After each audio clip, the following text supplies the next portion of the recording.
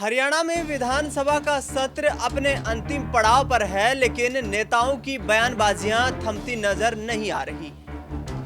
एक तरफ चौधरी भूपेंद्र सिंह हुड्डा, जो कि नेता प्रतिपक्ष न होते हुए भी विपक्ष की भूमिका में लगातार कांग्रेस पार्टी का प्रतिनिधित्व करते हुए नजर आ रहे हैं, तो दूसरी तरफ सत्ताधारी पार्टी से नेता सदन सीएम नायब सिंह सैनी तमाम नीतियों को लेकर अपनी ही सरकार की पीठ थपथपाते हुए दिखाई दे रहे हैं। ऐसे में लगातार भारतीय जनता पार्टी कांग्रेस पार्टी को विधानसभा चुनाव में मिली करारी हार के बाद हुड्डा को घेरती हुई नजर आ रही है। इस बीच जींद की सफीदो विधानसभा सीट से विधायक बने रामकुमार गौतम एक बार फिर से जिस अंदाज में नजर आ रहे हैं, वो वाकई हरियाणा में सियासी गहमा-गहमी बढ़ा देने वाला है।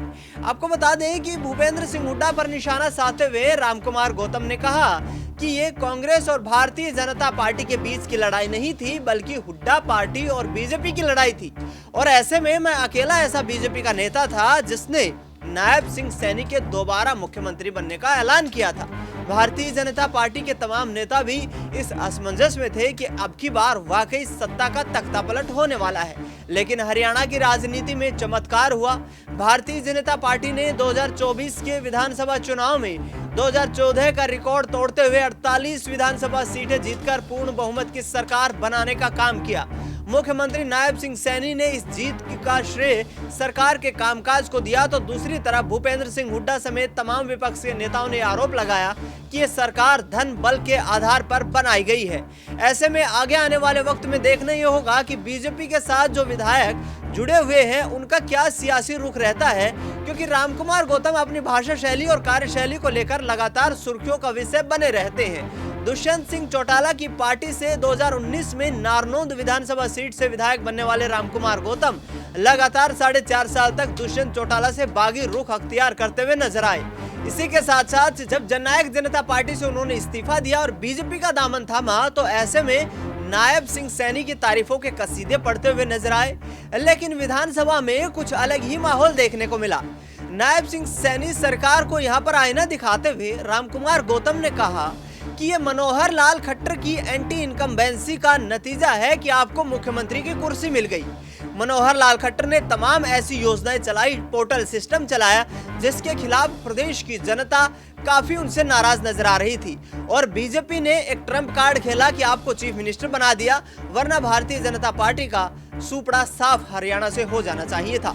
ऐसे में रामकुमार गौतम के इन बिगड़े बोल पर आगे सियासत तो कांग्रेस पार्टी जमकर करती हुई नजर आ रही है, लेकिन उनका वो बयान सुनाते हैं जिसमें उन्होंने भूपेंद्र सिंह हुड्डा पर करारा निशाना साधने के बाद माफी तक मांग ली है। सुनिए जरा। मैं दावे से कहता हूँ, और पार्टी बना लिया भूपेंद्र हुड्डा, बेशक सूट बैठ जाओ, जरा मुझे नहीं पता, लेकिन ये पार्टी कांग्रेस पार्टी गारंटी से कहता हूँ कभी पावर में नहीं आएगी, कभी भी नहीं आएगी। अरे भले आदमी जाति जनगणना और तेरे को सूझता ही कुछ नहीं, कभी सेक्रेटरी कितने, कभी कितने अजीब बात करता है। आप देखिए 10 साल पहले बच्चे किलकी मारते फिरा करते, बसों में बदमाशी करते थे और लोग पूछते थे, भाई तू पढ़ भी लिया करे, अरे तुमने क्या चिंता है, सर्टिफिकेट भी ले आवांगे, और सिफारिश अपनी नाम लेते थे हमारे भाई का या किसी का भी, यूं कहते उस पर लगा लूंगा छोरा तो, और नहीं तो गठड़ी बांध रखी बहुत बड़ी, वह लगा दूंगा सारी। मैं कहता हूं मनोहर लाल खट्टर ने, बीजेपी ने पहली बार यह एहसास कराया कि बच्चों को पढ़ाओ। जो बच्चे किलकी मारते फिरा करते, कोचिंग सेंटर ज्वाइन करके और काबिलियत का आधार पे नौकरी दी। 10 साल उससे पहले नहीं था, एक नया जमाना शुरू किया, अनेक काम ऐसे किए। ठीक है, उनके खिलाफ एक एंटी इनकम्बेंसी बन गई थी जो टेक्निकल काम कर दिए सारे, और कुछ टेक्निकल काम को तो नायब सैनी जी आपने भी सुधारना पड़ेगा। हालांकि आपने बहुत काम HKRN के उनकी पक्की कर दी नौकरी, अनेक काम है, बहुत लोगों ने ये वो गाए हैं, ये इसलिए मैं रिपीट नहीं करूंगा। लेकिन वो तो एंटी इनकम्बेंसी टेक्निकल थी और कुछ नहीं थी। पर काम उन्होंने बहुत अच्छे किए। उसके बाद नायब सैनी ने फिर सुधारा और भी सुधार कर दिया। और जो ये सरकार आई है, ये बाकायदगी से इसको समर्थन मिला है 36 बरादरी का, सबका जब आई है। ईवीएम का कोई रोड़ा नहीं है, गलतफहमी में मत रहो। अंदर से तो आप भी जानते हो क्या क्या कमी थी कि जिस वजह से आप नहीं आए हो। लेकिन मैं ये कहता हूं, जिस दिन नायब सैनी को बनाया था चीफ मिनिस्टर, उसी दिन मैंने कहा था ये ट्रंप का पत्ता है, जीत का पत्ता है, 100% बीजेपी जीतेगी। कुछ भाई जो पर्सनल नफरत करते हैं नायब सैनी से, वो बावड़े हैं बिल्कुल। उनको गलतफहमी भी है कि भाई तू फलाना बन जाता तो पता नहीं क्या कर देता। लेकिन मैं कहता हूं सही समय पे जो सही फैसला लिया पार्टी ने, ये गजब का फैसला था। अरे सैनी, एससी, बीसी, ब्राह्मण 100% टिकट डिस्ट्रीब्यूशन गजब का, पंजाबी 100%, 80-85। हमारे जाट भाइयों को छोड़ के उनको तो ये था भाई हमारा भूपेंद्र हुड्डा बनना चाहिए। और दो भाई गौतम जी, ये जाति अगर जाति का शब्द सॉरी ये इस्तेमाल नहीं होना चाहिए। तो सच्चा है, लेकिन नहीं, ये नहीं होना चाहिए। देखिए, ये कोई राजनीतिक सभा नहीं है, ये हम हाउस के अंदर बात कर रहे हैं। नहीं है, बिल्कुल हाउस का अपना एक डेकोरम होता है। बिल्कुल डेकोरम बनाऊंगा उसके ऊपर या बहुत सीनियर मेंबर है। ठीक है नहीं, बिल्कुल ऑब्जेक्शनेबल है। ठीक है, डेकोरम बनाऊंगा भाई, डेकोरम बनाऊंगा, बिल्कुल ही ऑब्जेक्शनेबल।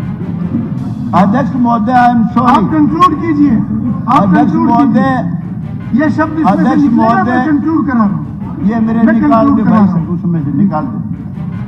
अध्यक्ष हाँ। महोदय, मैं सॉरी बोल दी ठीक है, भाई, सॉरी बोल ठीक है, तारीफ ये- भी कर देता हूँ यार कितनी, चलिए। फिर उसने भी तो देख लिया अगर। तो सुना आपने भूपेंद्र सिंह हुड्डा को खरी खोटी सुनाने के बाद रामकुमार गौतम उनको ये कहते हुए नजर आए कि एक सीनियर लीडर हैं, जाटों के सबसे बड़े नेता हैं और जाटों को ये यकीन था कि इस बार कांग्रेस पार्टी सत्ता में आने वाली है और भूपेंद्र सिंह हुड्डा ही नेतृत्व करते हुए नजर आएंगे। लेकिन जिस तरीके से 35-1 की यहाँ पर लड़ाई देखने को मिली, क्योंकि जाट वोट बैंक के खिलाफ तमाम यहाँ वर्गों ने एकजुट होकर बीजेपी को समर्थन दिया और नतीजा ये रहा कि तीसरी बार भारतीय जनता पार्टी हरियाणा में सत्ता में काबिज होने में कामयाब रही। लेकिन देखना दिलचस्प अब ये रहेगा कि आने वाले वक्त में किस तरीके के सियासी समीकरण बनते हुए नजर आएंगे। क्या मंत्री पद को लेकर खफा दिखाई दे रहे रामकुमार गौतम आगामी वक्त में बीजेपी से भी बगावत करेंगे? दूसरी तरफ देखा जाए तो हरियाणा में एक राज्यसभा सीट को लेकर भी दो प्रत्याशियों के बीच कड़ी टक्कर देखने को मिल रही है, जिसमें प्रमुख तौर पर देखा जाए तो यहाँ पर कुलदीप बिश्नोई और बीजेपी के कद्दावर नेता रामविलास शर्मा एक दूसरे के आमने सामने आकर के खड़े हो गए हैं। रामविलास शर्मा का भारतीय जनता पार्टी ने महेंद्रगढ़ विधानसभा सीट से चुनाव के दौरान टिकट काट दिया था, तो दूसरी तरफ कुलदीप बिश्नोई का 56 साल पुराना हिसार की आदमपुर सीट का किला ध्वस्त हो गया। ऐसे में देखना दिलचस्पी ये रहेगा कि राज्यसभा के रण में ये सियासी संग्राम जो छिड़ा हुआ है, इसको किस तरीके से बीजेपी अपने पक्ष में कर पाएगी। साफ तौर पर जब विपक्ष से सवाल किया गया, भूपेंद्र हुड्डा से सवाल किया गया, कांग्रेस पार्टी के लोकसभा सांसद यहां जयप्रकाश से सवाल किया गया, तो उन्होंने कहा कि वे राज्यसभा में अपने एक प्रत्याशी को लेकर यहां पूरी ताकत लगाएंगे और बीजेपी को पटखनी देने का काम करेंगे। क्या हरियाणा में राज्यसभा की सीट पर बीजेपी विधानसभा चुनाव के बाद जीत दर्ज कर पाएगी? ये देखना बेहद दिलचस्प रहने वाला है। फिलहाल इस खास कार्यक्रम में इतना ही। देश दुनिया की तमाम बड़ी खबरों के लिए आप देखते रहिए SPN 9 न्यूज़।